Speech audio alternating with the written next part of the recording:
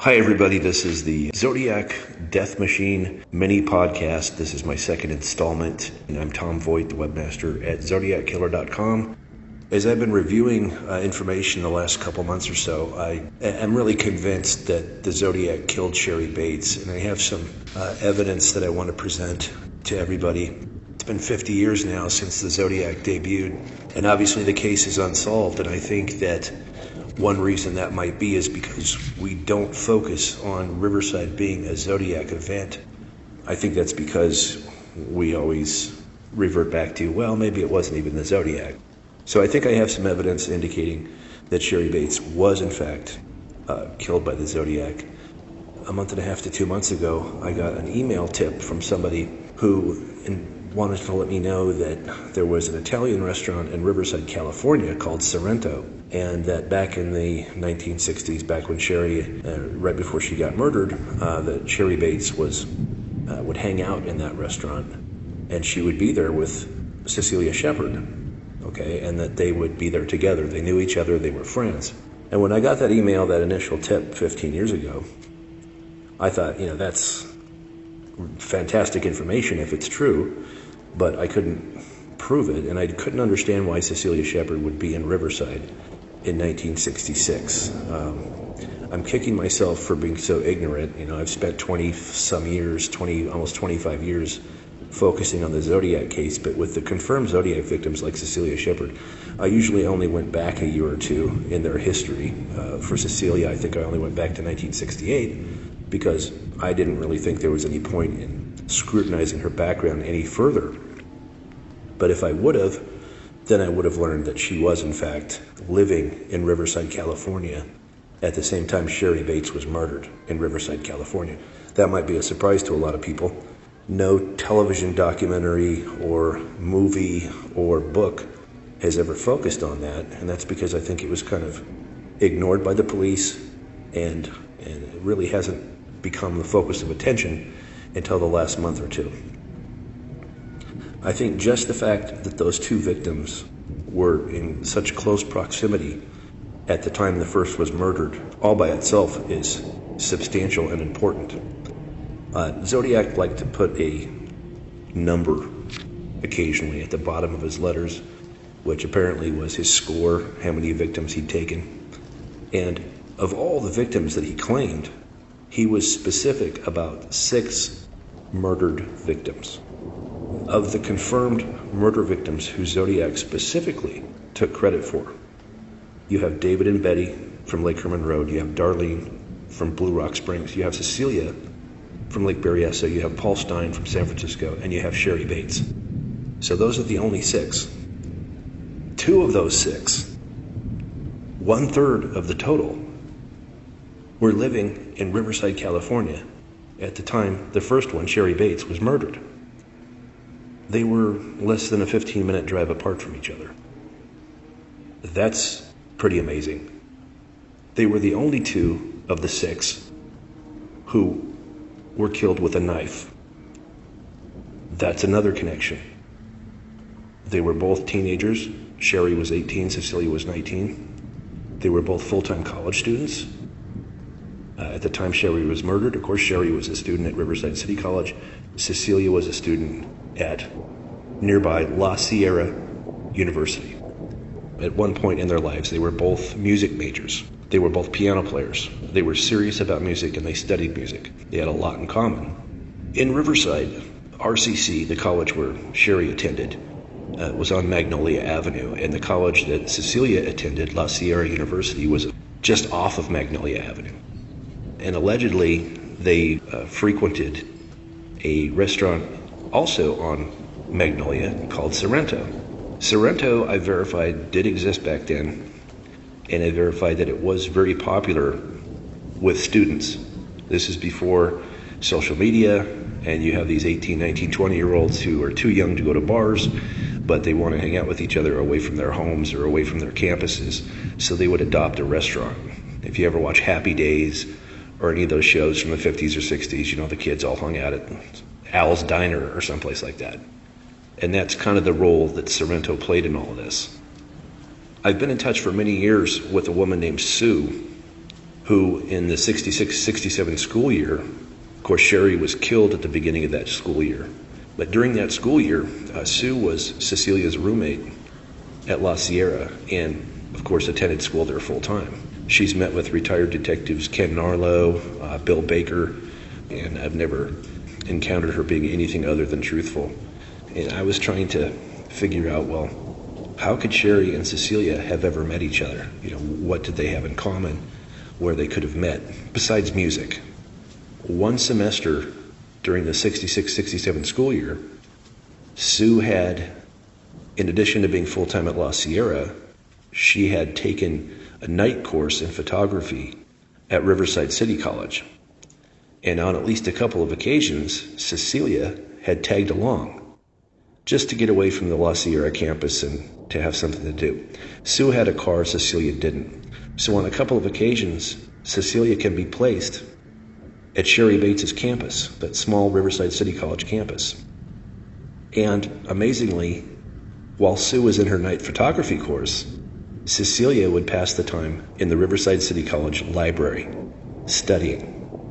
That's where Sherry was last seen alive, the Riverside City College library. So you have 2 of the 6 murdered victims that Zodiac specifically took credit for, not just living in the same town at the same time the first one was murdered, but you can place them both on the same small college campus in the same library. And again, they were the only 2 who were killed with a knife. Sue doesn't remember which semester of the 66-67 school year that she took that night photography course. But even if it was the last semester, you're still placing Cecilia Shepard in the same library where Sherry Bates was last seen alive, within 5 or 6 months of each other. That's amazing. If you ever read the books of John Douglas or Robert Ressler or any of the famous FBI profilers, when you have a series of victims and it's thought that they were the victims of the same killer, then you make a list. Where did each one go grocery shopping? Where did each one work at the gym? Where did each one go to church? And so on. And when you can start making connections that way, and it turns out all the victims went to the same grocery store, well, that's probably where they encountered their killer. With Cecilia and Sherry, it's not just the city of Riverside that they have in common. It's that library. Maybe it's a coincidence, but it's a heck of a coincidence, especially since I've had 2 tips now over 15 years from 2 different people, placing those 2 in the Sorrento Italian restaurant, also on Magnolia, between the 2 colleges. About a month after Sherry was murdered, somebody typed a confession taking credit for her murder and including details that only the killer could have known. And 2 copies of that typed confession were dropped in separate mailboxes around Riverside. No postage. The Riverside police recognized that whoever prepared that confession was Sherry's killer, because there were at least 3 items included in the confession that only the killer could have known. I'm referring to the FBI file number 9-46005-1. Once the Riverside Police Department had both confessions, they sent them to the FBI laboratory in Los Angeles to see if it was a possible federal offense, because the confession warned of future murders. Now, the 3 details that were in the confession that the Riverside Police Department felt proved the confession was prepared by Sherry's killer, it was specific about what the killer did to Sherry's card distributor. That had never been revealed to the public.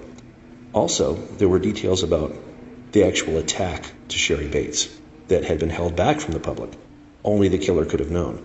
And that was in the confession, as well as, and this is the most amazing part, the killer of Sherry Bates called the police after killing her. And that was the 3rd detail that confirmed to the Riverside Police Department that her killer was the author of the confession. One important line that I think we need to focus on from the confession is, "I am not sick, I am insane." Now, where does one get diagnosed as being insane? I had bronchitis a couple months ago, and I knew I had bronchitis because a doctor told me so after I went to the hospital. and I was diagnosed. Well, where does one get diagnosed with insanity or some type of mental illness? The author of the confession wasn't making a joke saying, oh, I must be crazy. He was making a statement, I am insane. In the entire county of Riverside back then, the only psychiatric facility was located at 9851 Magnolia Avenue. Now remember, Sorrento was where Cecilia and Sherry allegedly hung out together, 9844. The mental hospital, 9851, directly across Magnolia from Sorrento, and I mean in a straight line. If the author of the confession had truly been diagnosed with a mental illness anywhere in Riverside County, it would have been directly across the street from where Sherry and Cecilia allegedly hung out together. Now that tip about Sorrento, I want to reiterate. I received 2 of them from 2 different people, 15 years apart, that told the same story. I haven't proved it's true, but it's certainly compelling. And I think the more we focus on Riverside, the more is going to come to light. And this is why I think we need to focus on Sherry Bates, not as a possible Zodiac victim, but as a Zodiac victim. She was killed, and her killer called the police. Her killer put together some type of written type communication, not just taking credit for her murder, but having the need to prove it by offering details. And then warning of future killings, mailing multiple communications to different recipients on the same day, and doing weird stuff with postage. Like the Zodiac put too much postage on, and the author of the confession letters didn't put any postage on. Now these are all commonalities between the two. And I'm hard-pressed to find any type of an argument that's reasonable to conclude that the Riverside guy wasn't the Zodiac guy. To me, it's obvious they're the same. And if some type of mental illness was involved, and I think there was, then it could explain why there was a lull between the Bates stuff and the Zodiac stuff. Mental illnesses can recede. They can ebb and flow like the tide of the ocean. A person can be diagnosed, have symptoms, get treated, and be fine for a long time, and then they convince themselves they don't need their medicine anymore. And so then the symptoms return. But a long time can pass in between. And I think that might have been what happened with the Zodiac. And I haven't even dealt with the Riverside letters from 6 months after the Bates murder. Handwritten, 2 of the 3 had a strange symbol over postage mailed to 3 different recipients on the same day, each warning of future murders. That's Zodiac 101. And again, that was in Riverside. I'm going to continue to explore the connections between Cecilia and Sherry. I'm going to keep trying to find proof whether or not they knew each other. I don't know if I can ever prove it one way or the other, but I'm going to keep trying, reaching out to friends and family members of theirs. I'm going to keep researching this Riverside County General Hospital because I can't get that connection out of my mind. The proximity to RCC, the Riverside City College, where Sherry Bates was murdered, the proximity to the Sorrento restaurant, just like right across the street, and that confession letter. Not just that it was from the killer of Sherry Bates, but that he made a phone call, just like Zodiac would later do. And the line from that confession, I'm not sick, I am insane. The only place to get diagnosed that way in all of Riverside County was in that hospital across the street from Sorrento. In my opinion, Riverside is ground zero for all things Zodiac. To find the Zodiac, focus on Riverside, not Vallejo, not Napa, not San Francisco, but Riverside. And don't focus on Darlene. I think the real key is Sherry and the connections that she had with Cecilia. Thanks for listening.